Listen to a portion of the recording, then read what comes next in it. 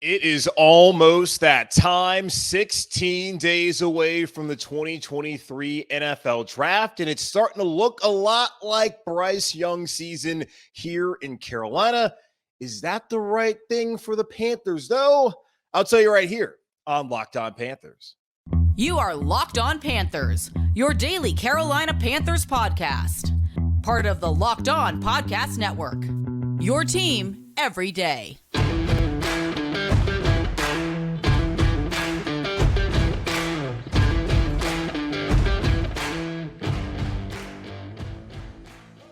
Welcome into another edition of the Locked On Panthers podcast, a part of the Locked On Podcast Network. I'm your host, as always, Julian Council, talking Carolina Panthers with you every Monday, Tuesday, Wednesday, Thursday, and Friday. Your team every day. That's our motto here on the Locked On Podcast Network. Subscribe or follow for free on YouTube or wherever you listen to your favorite podcast.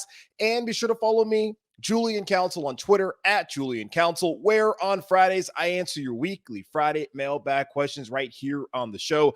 Either at me or DM me over on Twitter at Julian Council. It is almost that time. We are 16 days away from the NFL Draft taking place in Kansas City, Missouri from April 27th through the 29th. But more importantly, for us here in Carolina, we're 16 days away from knowing who is going to be the starting quarterback for the Carolina Panthers in the future. Maybe not week one, but who is going to be that fingers crossed franchise quarterback? Is it going to be Bryce Young or is it going to be CJ Stroud?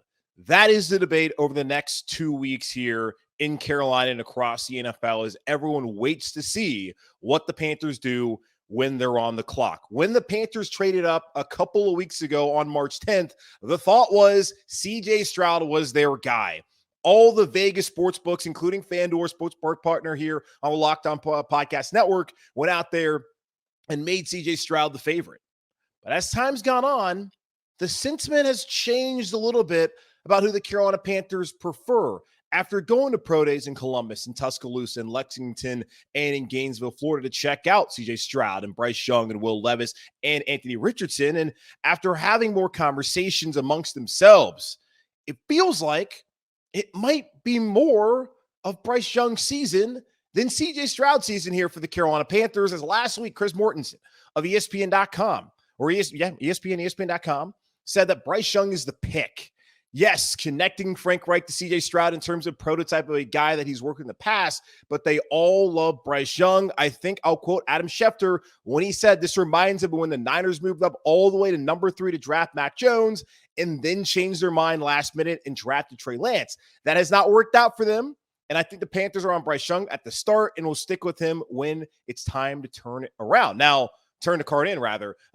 Yesterday, talking to Matt Miller, also ESPN and NFL draft analyst, he was telling us from the intel he got and still has, the Panthers moved up to go take CJ Stroud. But he also told us that things could have changed from March 10th to now April 11th. The last 30 or so days, things could have changed. And that seems to be the case because Mortensen, at least what he's telling us, is it's always been Bryce Young.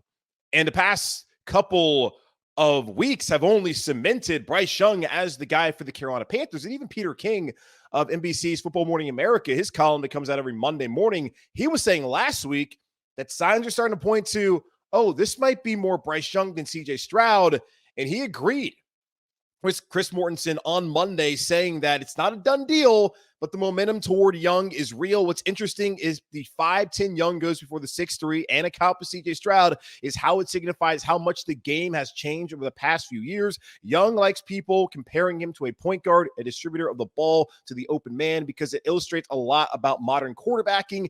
In today's game, a short quarterback can work better than a generation ago because it's more of a horizontal, short passing game overall. He does not have to sit there and be that pocket passer. He can get out of the pocket and go do other things, unlike what the game was back in the past. And Bryce Young, again, there has not been a quarterback like him. There's been 5'10" guys like Kyler Murray, like Doug Flutie, but no one has ever weighed in about 190 pounds and played quarterback in the NFL at that height. So that is obviously a concern.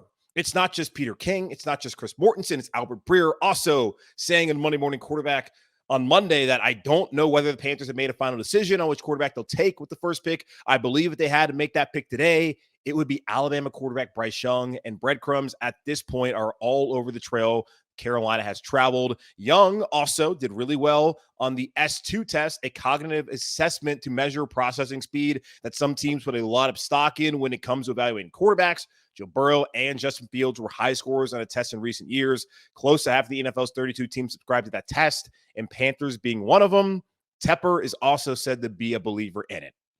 So David Tepper's on board with that test, and they like everything they've seen about Bryce Young throughout this process. What they saw from him at Alabama in the last 2 years when won the Heisman Trophy, and it was one of the best college quarterbacks the last couple seasons. It seems like all signs are pointing to Bryce Young right now being the favorite in Carolina. And last week we talked about it. FanDuel Sportsbook had CJ Stroud as a favorite.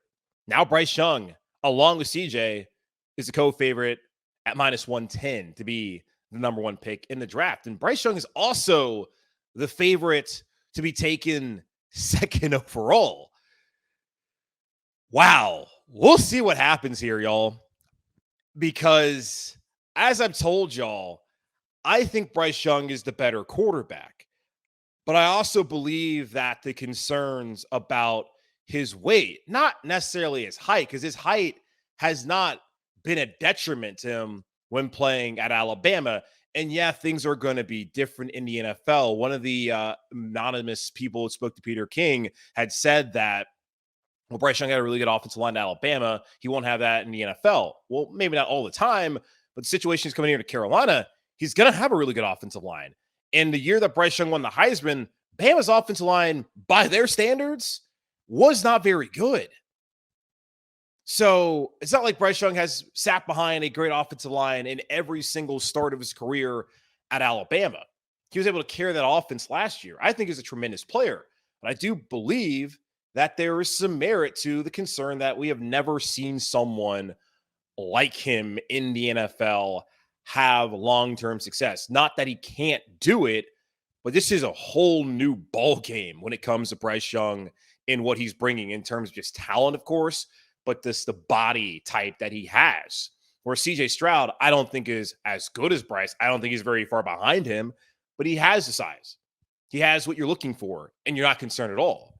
But for whatever reason, the Carolina Panthers are deciding, at least according to Mortensen, Peter King, and Albert Breer, and a lot of the thoughts around the league right now, that Bryce Young is their guy.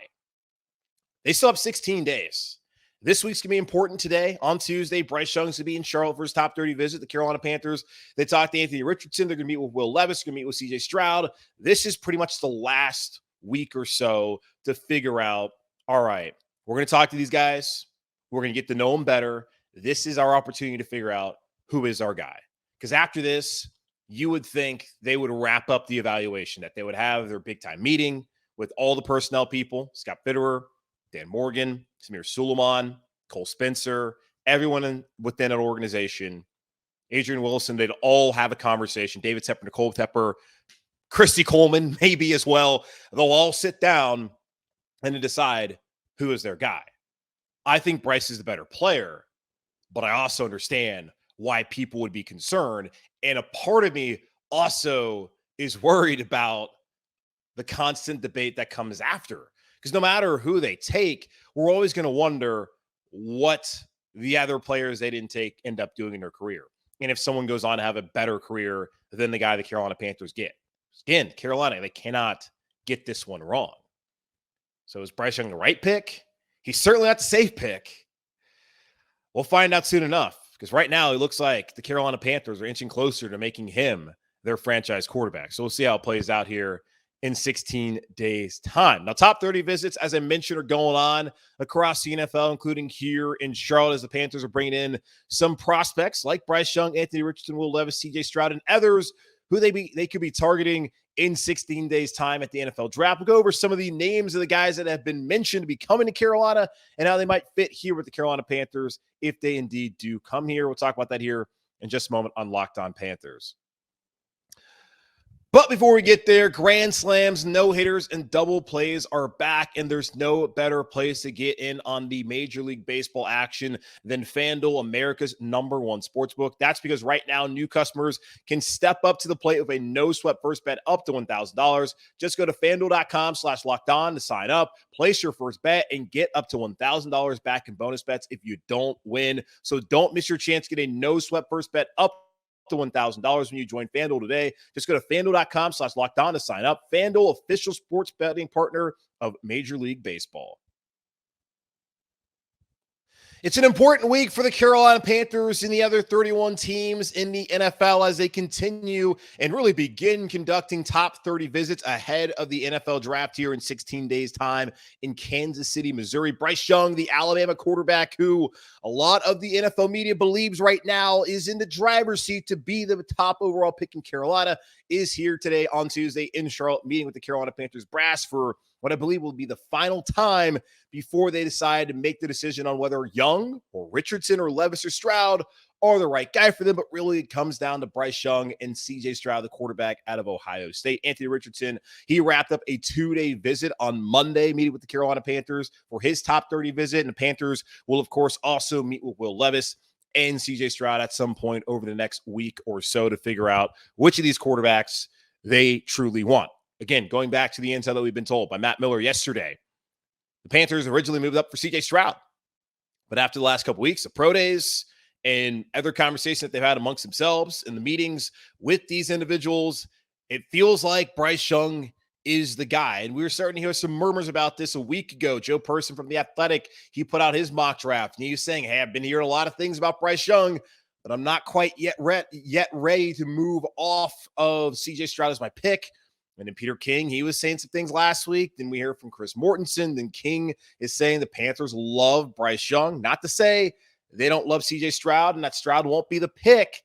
But right now, the momentum is all there for Bryce Young to be the top overall pick for the Carolina Panthers. So him, Richardson, who's already been here to Carolina, Levis, and CJ Stroud, they will all be here for top 30 visits, which is not news. We already knew that was going to be the case. Now, who are some of the other players that are going to be coming? Because it's not just quarterback the Carolina Panthers are going to be focused on in this draft. What are they going to do at 39? Scott Fitter did not want to trade away that 39th overall pick to Chicago when trading up to #1 overall because he wanted to have the flexibility to really get one of those good players. He feels like the value in this draft is from 20 to 45, and the Panthers are right there sitting at the tail end of that part of the draft. And Matt Miller is telling us there could be some really good players at corner that could make a lot of sense for the Panthers right there at 39. And if one of his top receivers falls there and is available at 39, that might make some sense as well for the Carolina Panthers. So we'll see how it works out. But some of the guys that are going to be interviewing and bringing in for visits over the next week or so, they are going to be targets for the Carolina Panthers potentially at 39. We're at 93 in the third round, or at 114 later on as well. So here's just a list of what's been so far reported as far as players that are be coming in for top 30 visits. Ole Miss running back Zach Evans will be here on the 14th, which is Friday, I believe. Friday is the 14th. Yeah, so he'll be here on Friday. Zach Evans was originally at TCU, 5-star recruit coming out of the state of Texas. Really good running back. He kind of took a backseat last year at Ole Miss, the Quinshaw Judkins, but he was still a really good player and someone that you would love if the Panthers had not gone out there and signed Miles Sanders. He's basically the same back, ton of speed, great at the backfield. Panthers going to give him a look. Don't know if that's going to be the pick that they make. Seems like someone who's going to go probably in the third or second round.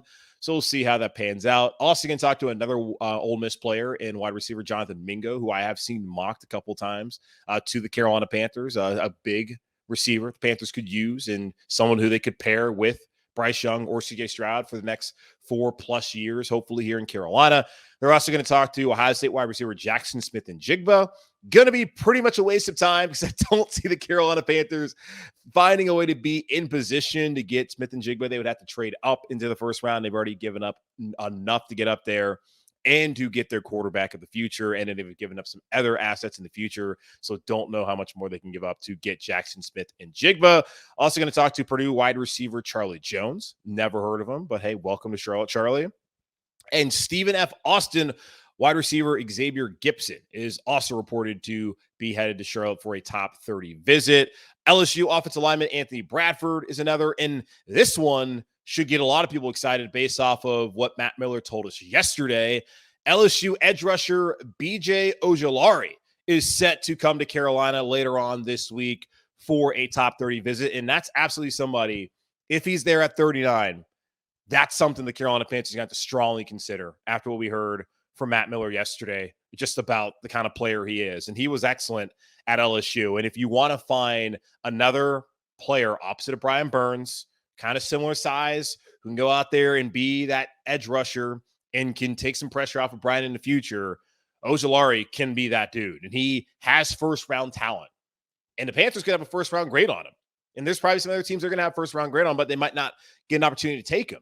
If Ojulari is there at 39, that might make the most sense for the Carolina Panthers, as we discussed yesterday with Matt Miller of ESPN.com. So really good to see that he's going to be here in Carolina for a visit later on this week. This one was already reported, and I think it happened about a week or so ago. Arkansas linebacker Bumper Poole, he has come to visit Carolina. And corner, that was a position group that Matt Miller told us probably has the most value when you look at 39 for the Carolina Panthers.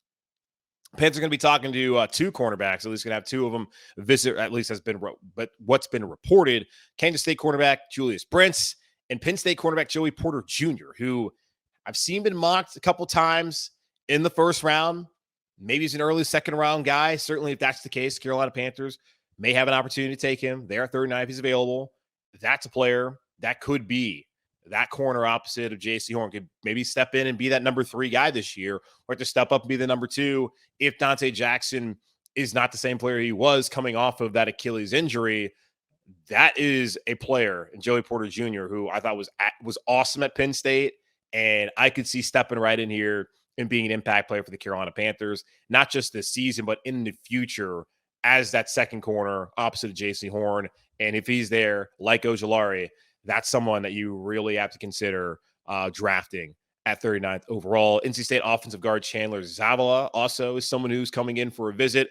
And TCU wide receiver Darius Davis coming in for a visit. So those are some of the top 30 visits and the players that will be here over the next week or so for the Carolina Panthers. But mainly the focus is on the quarterbacks, Bryce Young, Anthony Richardson, Will Levis, CJ Stroud, but really Bryce and CJ, and trying to make the final evaluation of which one fits this organization the best and which one can lead the Carolina Panthers to sustain success that David Tepper promised us after he got rid of Ron Rivera.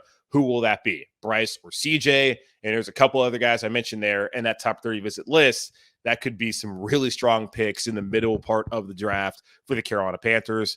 So I'll keep you up to date here over the next couple days on some of the other players coming in here for top 30 visits for the Carolina Panthers.